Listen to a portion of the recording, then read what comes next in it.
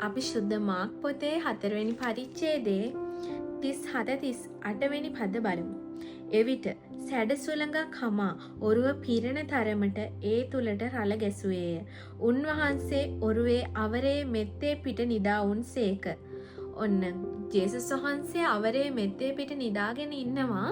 ඔරුව තුල ජේසුස් වහන්සේ නිදාගෙන ඉනවා. ගෝලයෝ ගොඩක් කලබල වෙලා මේ කුණාටු අවස්ථාවේදී යාලා මොකද කරන්නේ කියලා යාලා ගොඩක් කලබල වෙලා ඉන්නවා.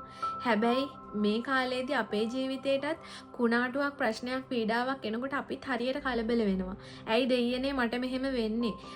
දෙයියනේ මේ දේ ඔයා දකින්නේ නැද්ද? මේ දේ ඔයාට පේන්නේ නැද්ද කියලා අපිත් අහන අවස්ථා තියෙන්න පුළුවන්. හැබැයි ඒ වෙලාවේදී ජේසු පැත්තකට වෙලා නිදාගෙන දින්නේ. මම කිව්වොත් මේකත් යේසුස් වහන්සේගේ සැලැස්මේ කොටසක් කියලා පිළිගන්නවද?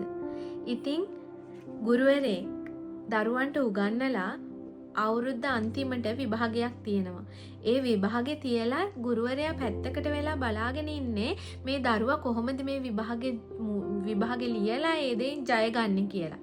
ඒ වගේම තමයි ජේසුත් පැත්තකට වෙලා බලාගෙන හිටියා ගෝලයෝ මේ අවස්ථාවේදී මොකද කරන්න කියලා.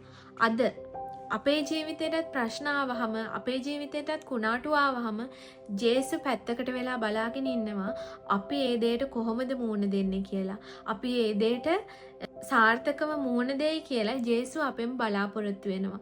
ජේසු තමයි අපේ ගුරුවරයා. ඉතින් එයා අපිට උගන්වනවා දේව වචනේ. ඒ වචනේ ඒ උගන්වපු දේවල් වලින් අපි හරි ප්‍රතිචාරයක් හරි ක්‍රියාවක් ඒ කුණාටු මැදේදී කරයිද කියලා ජේසු බලාපොරොත්තු වෙනවා. එදා ජේසු බලාපොරොත්තු වුණේ ගෝලයෝ මුහුදට තරවටු කරලා කුණාටුව නිශ්චල කරයි කියලා. හැබැයි එහෙම වුණාද නැද්ද?